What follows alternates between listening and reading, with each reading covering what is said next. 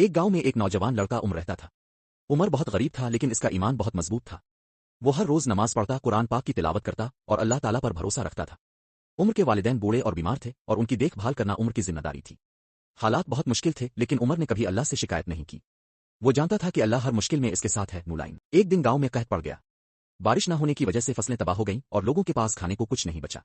عمر نے دیکھا کہ اس کے گھر میں صرف ایک چھوٹی سی روٹی بچی ہے۔ وہ سمجھ گیا کہ اگر وہ یہ روٹی کھا لے گا تو اس کے والدین بھوکے رہ جائیں گے۔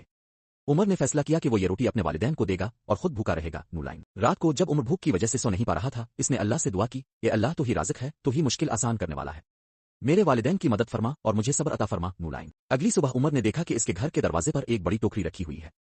جب اس نے ٹوکری کھولی تو اس میں تازہ پھل، سبزیاں اور روٹیاں تھیں۔ عمر حیران رہ گیا۔ اس نے اللہ کا شکر ادا کیا اور یہ سمجھا کہ یہ اللہ کی طرف سے ایک آزمائش تھی اور اس نے اس میں کامیابی حاصل کی ہے۔ نولائن کچھ دنوں بعد گاؤں میں ایک بزرگ شخص آیا جو ایک سالے اور نیک انسان تھا۔ اس نے عمر کی کہانی سنی اور اس کی ایماندارانہ زندگی سے متاثر ہوا۔ بزرگ نے عمر کو اپنے ساتھ لے جانے کی پیشکش کی تاکہ وہ اسے تعلیم دے سکے اور اسے ایک بہتر مستقبل دے سکے۔ عمر نے اپنے والدین سے اجازت لی اور بزرگ کے ساتھ چلا گیا۔ نولائن بزرگ نے عمر کو دینی تعلیم دی اور عمر نے قرآن پاک کو سمجھنے اور اس پر عمل کرنے کی کوشش کی۔ کچھ سالوں بعد عمر ایک عالم بن گیا اور اپنے گاؤں واپس آیا۔ اس نے اپنے گھر میں ایک مدرسہ قائم کیا جہاں وہ لوگوں کو دینی تعلیم دیتا تھا۔ عمر کی محنت اور اللہ پر توکل کی وجہ سے اس کا گاؤں ایک بہتر جگہ بن گیا اور لوگوں کی زندگیوں میں خوشحالی آئی۔ نولائن عمر کی کہانی ہمیں یہ سکھاتی ہے کہ اللہ پر بھروسہ رکھنا، صبر کرنا اور ہمیشہ نیکی کی راہ پر چلنا ہی کامیابی کی کنجی ہے۔